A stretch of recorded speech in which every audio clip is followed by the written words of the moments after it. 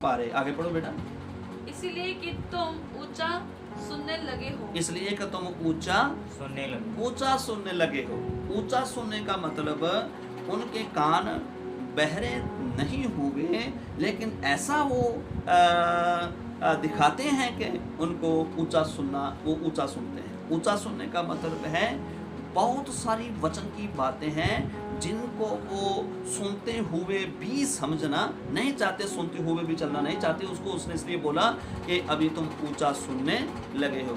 जो बातें वचन की उनको आने वाली तबाही से बचाने वाली थी, लेकिन उसके लिए उन वचनों पर उनको चलना चाहिए था, लेकिन वो ऐसा फीलिंग कर रहे हैं, ऐसा महसूस करवा रहे हैं कि संत मिश का जन कह रहा है, पढ़ो। समय के विचार से तो तुम्हें गुरु हो जाना चाहिए था। समय के विचार से तो तुम्हें क्या बन जाना चाहिए था? एक गुरु। समय के विचार से क्या है? अभी परमेश्वर का जन बोल रहा है, इतना समय हुआ है, आपने नामदान तो ले लिया, अपने पापों से तौबा की, 10 साल 20 साल 30 साल 40 साल हो गए, है ना? समय के हिसाब से तो तुम्हें गुरु बन जाना चाहिए था, लेकिन अभी भी क्या है, वो बोल रहा है कि तुम्हें ऐसा महसूस हो रहा है कि तुम्हें जो गहरी ज्ञान की बातें बताना वो आप समझ नहीं पा रहे, आप सुन नहीं पा रहे हैं, उस शिक्षा पर आप नहीं चल रहे। इसलिए क्या है कि कलाम में लिखा है परमेश्वर के पाक वचन में कि ये ऐसा लग रहा है कि अभी भी तुम्हें दूध ही पिलाना पड़ रहा है। ठीक है बेटा, पढ़ो आगे। समय के विचार से तो तुम्हें गुरु हो जाना चाहिए था। समय के विचार से तुम्हें गुरु हो जाना चाहिए था। तो भी ये आवश्यक हो गया है, हाँ, कि कोई तुम्हें परमेश्वर के वचनों की आदि शिक्षा फिर से सिखाए। शिक्षा फिर से सिखाए आदि शिक्षा फिर से सिखाए। अभी भी ऐसा लग रहा है कि जैसे एक नर्सरी क्लास के बच्चे को ABC सिखाते हैं, अभी वो नर्सरी से UKG और फर्स्ट क्लास में भी चला गया है, लेकिन उनकी परिस्थिति फर्स्ट क्लास में, सेकंड क्लास में भी ऐसा ही लग रहा है, उनको दोबारा से फिर से ABC सिखानी पड़ेगी। अभी उनकी हरकत अभी भी नर्सरी क्लास जैसी। वही संत पौलुस बता रहे हैं, आज के वक्त में ऐसा ही शैतान ने कर दिया है कि परमेश्वर के वचनों को जो सही तरीके से सुनना और समझना, वो कलाम लिखन है कि इस जो कि ईश्वर ने बेप्रतीतों की बुद्धियों को अंधा कर दिया है कि वो परमेश्वर के वचन को, जहाँ उनकी गहराइयों को, जहाँ प्रभु के स्वरूप को, प्रभु को अच्छे तरीके ना सुने ना समझे। वचन में ऐसा ये लिखा है खुदा के पाक कलाम में। देखिए आगे क्या लिखा बेटा। तो तुम तो ऐसे हो गए हो कि तुम ऐसे हो गए हो कि तुम्हें अन्न के बदले अब तक दूध ही चाहिए। तुम्हें अन्न के बदले, यानी कि रोटी के बदले अब तक ऐसा ही तुम हो गए हो कि लगता है कि तुम्हें अभी भी दूध पिलाना पड़ेगा। पीने वाले बच्चे को तो धर्म के वचन की पहचान नहीं होती। दूध पीने वाले बच्चे को धर्म की पहचान नहीं होती। जो बच्चा दूध पीता है उसको धर्म की पहचान नहीं होता। दूध पीने वाले बच्चे के बारे में हम जान सकते हैं, एक छोटा बच्चा है, अपने माँ बाप के साथ जा रहा है, अगर पीछे से कोई उसको इशारा करे, बेटा मैं तुझे लॉलीपॉप दूंगा, चॉकलेट ले दिखा के, और वो बच्चा क्या करेगा, अपने माँ बाप को कई बार छोड़कर, और किसी ने उसको कुछ दिखाया और वो बच्चा क्या करेगा, उसके पीछे। क्यों? क्योंकि वो बच्चा है। लिखा है यही वचन यहाँ पर खुदा के पाक कलाम में लिखा है कि दूध पीने वाले बच्चे को धर्म का ज्ञान नहीं होता, जाने कि उसको भले बुरे की पहचान नहीं है। बच्चे को तो किसी ने भी कुछ लालच दिया तो वो क्या करेगा, बच्चा उसके पीछे चलेगा। यही संत पौलुस जहाँ पर खुदा के पाक कलाम में सिखाना चाहता है, इसको बोल रहा है कि मुझे ऐसा लगता है कभी भी खतरा ये है कि कहीं तुम गिर ना जाओ, मजबूत बनो, परमेश्वर के गहराई के वचनों को अभी तक वही बातें ना सीखने में लगे रहो कि आपके ऊपर हाथ रखने की प्रार्थना, बपतिस्मे का फिर वही ज्ञान, वही तुम छोटी मोटी बातें ना करो। वो अभी तो तुम्हारा मसीह में बहुत ज़्यादा बढ़ने का समय आ गया है, अभी वक्त ऐसा आ गया है। ठीक है बेटा, आगे आगे क्या लिखा है। क्योंकि वह बालक हैं, वो बालक हैं, पर अन्न सियानों के लिए है। अन्न किसके लिए है? अभी देखना, अन्न सियानों के लिए है। एक तो यहाँ पर आया न्याणा जो होता है, जहाँ बच्चा है वो तो दूध ही पीता है, पर अन्न किसके लिए है? सियानों के लिए। हाँ जी, अन्न सियाने के लिए। दूध किसके लिए? बच्चे के लिए। इसमें बच्चा कौन है? अभी शारीरिक तौर तो एक बच्चा है, 4 साल 5 साल का बच्चा, सियाना है 16 17 18 19 20 साल का, और एक छोटा बिल्कुल बच्चा है 1 साल का 1.5 साल का, वो दूध पीता है। और ये फर्क तो हम देखते हैं, लेकिन आत्मिक रीति पर वचन के पर चलने वाले लोग उनकी परिस्थिति की बातें कर रहे हैं। संत खुदा का दास इस जगह पर ये बताना चाहता है कि कुछ लोग हैं वो बहुत देर से मसीह में चल रहे हैं, लेकिन उनकी हरकतें अभी भी क्या है? आत्मिक बच्चों जैसी। छोटी छोटी बात में बच्चा देखे ना, जल्दी ही रुस जाता है, जल्दी ही नाराज हो जाता है, जल्दी ही बच्चा क्या हो जाता है? गुस्से भी हो जाता है। फॉर एग्जाम्पल, उदाहरण के तौर पर मैं ये बताना चाहता हूँ कि बहुत सारे लोग था, जैसे बिलाम, उसको किसी ने दिखाया, मैं आपके जितना आपका वजन है आपका उतना ही पैसा मैं आपको दे दूंगा। वो उसके पीछे चला, अपनी गधी ली, चलो उनके पीछे चलते। एग्जाम्पल है यहूदा इस्करियोती, एग्जाम्पल है इस्राएली लोग, जो परमेश्वर आगे चल रहा है, जो पीछे मिस्र जहाँ गुलामी से हैं उसी का ध्यान दे रहे हैं। प्रैक्टिकली हमारे व्यक्तिगत जीवन में हम इसे सीख सकते हैं कि आत्मिक रीति पर जो खुदा का जन बोल रहा है कि अभी भी तुम्हें दूध पिलाना पड़ रहा है, कि तुम्हारी हरकतें अभी भी बच्चों जैसी हैं। छोटी छोटी बात के लिए जो है नाराज हो जाना, छोटी छोटी बातों के पीछे गिर जाना, तो ये वो बोल रहा है कि अभी तक आपको दूध ही पिलाना पड़ रहा है। हम अन्न नहीं खिला सकते आपको, क्योंकि उसको आप अभी नहीं सह सकते। अभी प्रभु यीशु मसीह के 12 प्रेरित थे। कितने प्रेरित थे प्रभु यीशु मसीह के? 12 चेले थे, और उसमें से 9 चेलों को प्रभु यीशु मसीह ने पीछे छोड़ दिया, 3 चेलों को प्रभु यीशु मसीह आगे साथ लेकर गए। और 9 की क्या समस्या थी? 3 को क्यों लेकर गए? जो देख सकते थे उस दर्शन को, जो अनोखा दर्शन परमेश्वर दिखाने वाले थे, उनको दर्शन नहीं दिखाया। पतरस यूहन्ना को यीशु मसीह साथ ले गए। प्रभु ने जान लिया कि ये अन्न खा सकते हैं, ये रोटी खा सकते हैं, ये दर्शन देख सकते हैं, वो नहीं देख सकते। हालेलुया। बल्कि कई बार विश्वासी का आत्मिक जीवन सालों की गिनती बढ़ जाती है। मैं 30 साल से विश्वासी हूँ, इतने साल से विश्वासी हूँ। जो बातें कठिन हैं वो सुनकर वो नाराज हो जाते हैं। जो बातें कठिन है, लेकिन कठिन तो हैं, लेकिन हमने करनी है। कुछ वचन ऐसे हैं जो हमें बहुत कठिन लगते हैं हालातों में, परिस्थितियों में। मैं एक एग्जांपल बताता हूँ। अन्न कौन का खा सकता है? सियाना। दूध कौन पीता है? बच्चा। दूध बच्चा पीता है। विश्वासी लोग भी चाहे 20 साल से विश्वासी हैं, लेकिन उनका ग्रोथ, आत्मिक जीवन नहीं बढ़ा। वो अभी भी उनकी परिस्थिति, हालात मसीह में मजबूत नहीं है। वो उनकी परिस्थिति यहूदा इस्करियोती जैसी है और बिलाम जैसी है, और बहुत सारे लोग हैं जो गिर गए परमेश्वर के वचन से, और वो बहुत ही नाश हो गए। सियाने थे जो सुन सकते थे, जो उनका दर्शन को अपने में रख सकते थे, अपने आप में रख सकते थे, क्योंकि प्रभु ने उनको बोला था कि अभी किसी और को बताना नहीं। दूसरी बात ये है जो वचन में सीखने के लिए, एक बच्चे में और एक सियाने में क्या फर्क है। अकाल पड़ा था एक बार,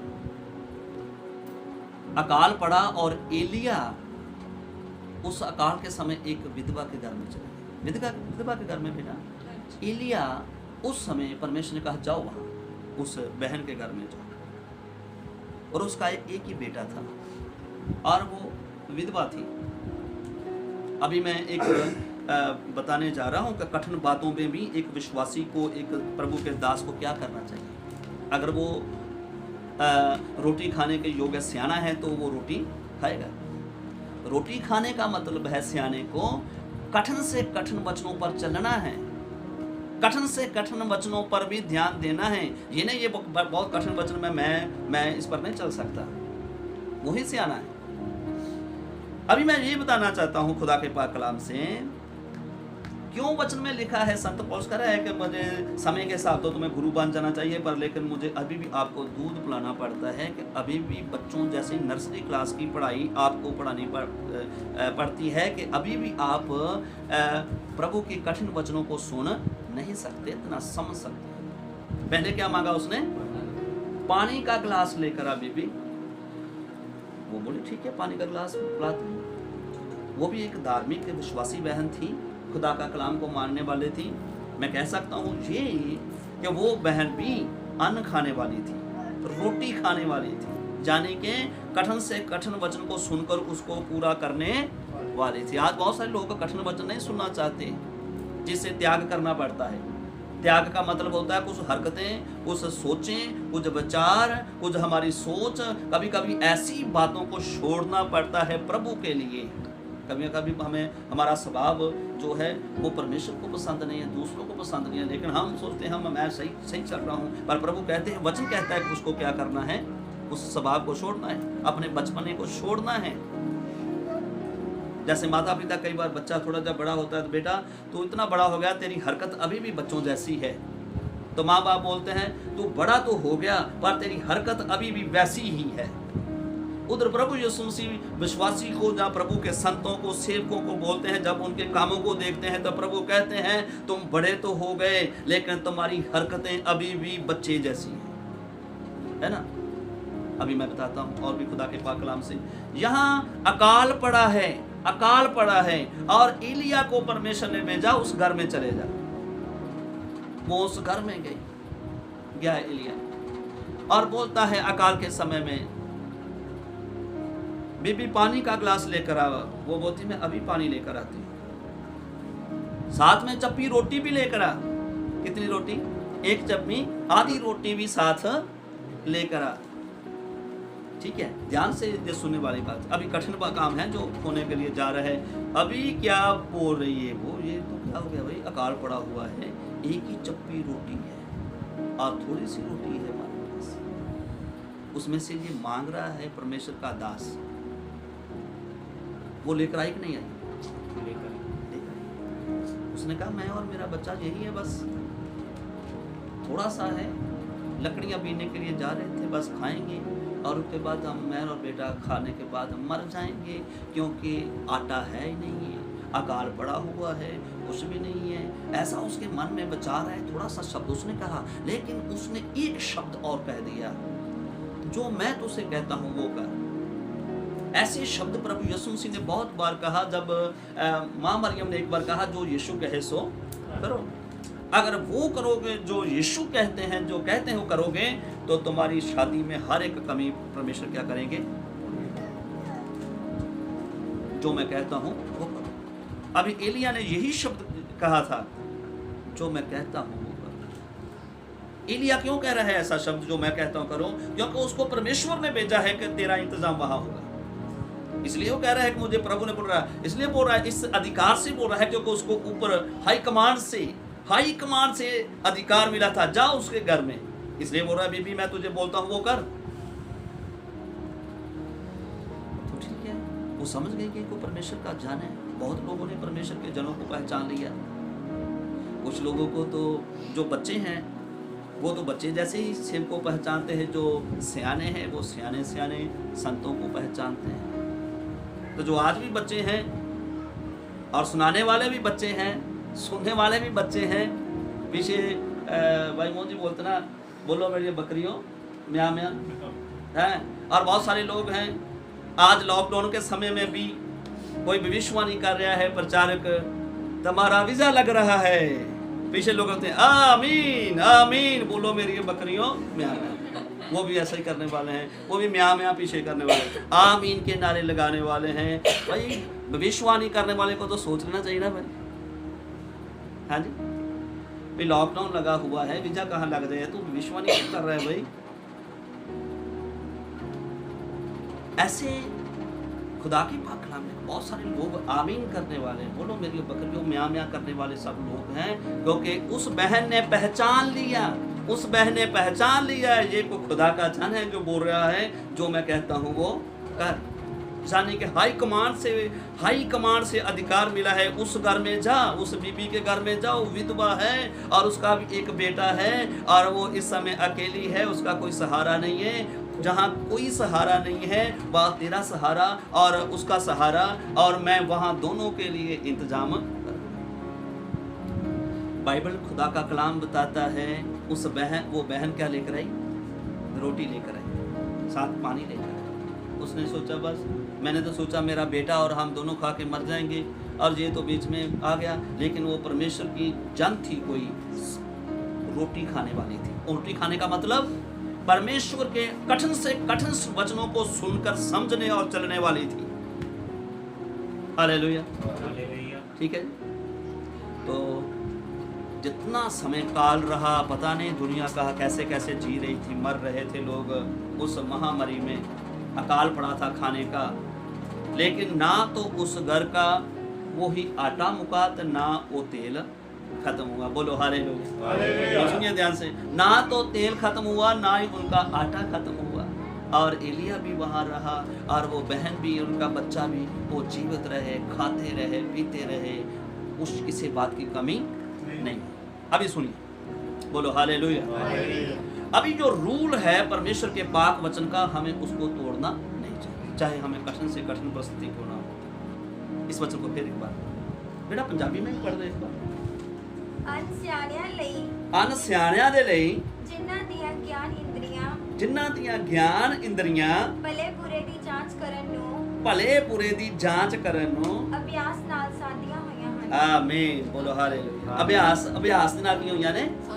ਸਾਧੀਆਂ मतलब सख्त हो गया ने। समझ लगी ना? जिनकी ज्ञान इंद्रियां अभ्यास करते करते क्या हो गया बेटा? साधियां होइयां। साधियां होइयां मतलब है जिन्हों आप कह सकते हैं एक 4 साल का बच्चा वा ते ओदियां हड्डियां इन्नियां वीक होंदियां ते ना तो ओदी 4 साल का नहीं, सॉरी 4 महीने का, 4 महीने का बच्चा, 3 महीने का बच्चा, 1 महीने 2 महीने का बच्चे की जो हड्डियां है ना वो सख्त नहीं है, मजबूत नहीं है, सादी हुई नहीं है। वो उसकी जो गर्दनें नीचे गिरती है ना, धीरे धीरे वो 4 महीने का होता है, फिर अपनी गर्दन को रोकना सीखता है और फिर उसकी गर्दन सीधी होती है। फिर धीरे धीरे उसकी जो बैक रीढ़ की हड्डी है वो मजबूती है, फिर थोड़ा सा बैठना सीखता है। अभी क्या हो रहा है? अभ्यास कर करके पहले लेटने से उसकी रीढ़ की हड्डी मजबूत होती है, फिर धीरे धीरे उसकी गर्दन को रुकना। मेरा 4 महीने में हो जाता है ना ये भाई, 4 महीने का बच्चा थोड़ी गर्दन रोक लेता है। और उसके बाद क्या होता है? वो बैठना सीखता है और फिर वो खड़े होना सीखता है, फिर वो चलना सीखता है। तब जब उसकी हड्डियां, अंतरियां, मांसपेशियां अभ्यास करते करते क्या हो जाती हैं? मजबूत हो जाती हैं। इसको बोलते हैं साधियां होंगी। विश्वासी लोग भी वचन सीख के, प्रार्थना पार कर करके, व्रत रख के, बुरी परिस्थितियों में परमेश्वर के वचनों को पूरा कर करके उनकी ज्ञान इंद्रियां साधियां हुई हैं और वो सियाने हैं, वो रोटी खा सकते हैं, वो कठिन से कठिन वचन को भी पूरा कर सकते हैं। जैसे कि परमेश्वर का वचन में लिखा, एक ही बेटा था अब्राहम का एक ही बेटा था। परमेश्वर बोल रहा है, अब्राहम ये बेटा मेरे लिए बलि चढ़ा दो। अगर उसकी ज्ञान इंद्रियां अभ्यास करते करते मजबूत ना होती, साधी ना होती, तो प्रभु ये कैसी बात है? इतने बुढ़ापे में मेरे 100 साल में एक बच्चा हुआ, मैं तुझे कैसे दे सकता हूँ? लेकिन उनकी ज्ञान इंद्रियां, हमारी ज्ञान इंद्रियां, हमारा सुनना, हमारा देखना, हमारा बोलना, हमारा चखना, हमारा सोचना, ये हमारी ज्ञान इंद्रियां। इसी के द्वारा हम वचन को जांचते हैं, सोचते हैं, समझते हैं, सुनते हैं और हमारा हृदय स्ट्रांग होता है, चाहे प्रभु के लिए। अभी देखिए खुदा के कलाम ने अब्राहम को कहा तू बच्चा अपना बलि चढ़ा दे। कुछ लोग हैं जो अपने स्वभाव को नहीं बदल सकते, क्योंकि उनका बच्चा स्वभाव आज भी है। छोटी छोटी बातों से नाराज होना, छोटी सी बातों से किसी झगड़ा करना, छोटी छोटी बातों से एक दूसरे से नाराजगी रखना। कुछ ऐसे लोगों का जो अभी भी काफ़ी समय, जो यहूदा इस्करियोती कितना समय यीशु मसीह के साथ रहा? 3.5 साल। क्यों? 3.5 साल। 3.5 साल यीशु मसीह के साथ रहने के बाद भी वो बच्चे का बच्चा रहा। अगर बच्चा ना होता तो कभी भी यीशु मसीह को ना बेचता, क्योंकि उसको भले और बुरे की पहचान नहीं है। अगर उसको, क्योंकि वचन में लिखा है ज्ञान इंद्रियां अभ्यास करते करते साधी हुई हैं और भले और बुरे की पहचान करना उनको आ गया है। भले और बुरे की पहचान करना आ गया है। कभी कभी हम लोगों के बीच में विचरते हैं, कम्युनिकेशन करते हैं, कुछ लोग ऐसी बातें बोलते हैं जिन्हें सोचते इससे बड़ा होगा या बुरा होगा। कई बार कुछ लोग ऐसा काम करते हैं, ये उनकी ज्ञान इंद्रियां अभी अभ्यास करते करते शादी नहीं हुई है, भले और बुरे का उनको ज्ञान नहीं है। जो इस समय हम कर रहे हैं, आने वाले कल इसका फल क्या होगा। इसी को बोलते हैं सियाणियां नो रोटी दे दी है, बच्चियां नो दूध। सियाना ही रोटी पचा सकता है, तो खा सकता है, बच्चा दूध ही पीता है। वही संत पौलुस यहाँ पर कह रहा है कि मुझे बड़ा दुख है इस बात के लिए, अभी भी तुम्हें दूध ही पिलाना पड़ रहा है। 30 साल से हमने विश्वास किया है, 25 साल से हमने विश्वास किया है, पर हमारी हालात अभी भी नर्सरी क्लास के बच्चे जैसी है। हमारा कुछ ग्रोथ नहीं हुई, वहीं पर हम आज भी खड़े हैं।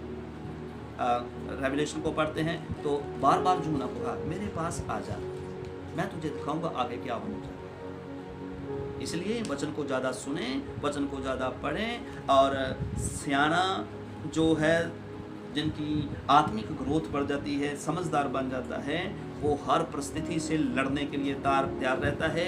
जहाँ तक कि मसीह के लिए मरने के लिए भी तैयार रहता है। यहाँ तक कि उसको नुकसान भी उठाना पड़े तो मसीह के लिए नुकसान भी उठाता है। ये वही उठाता है जो सियाना है।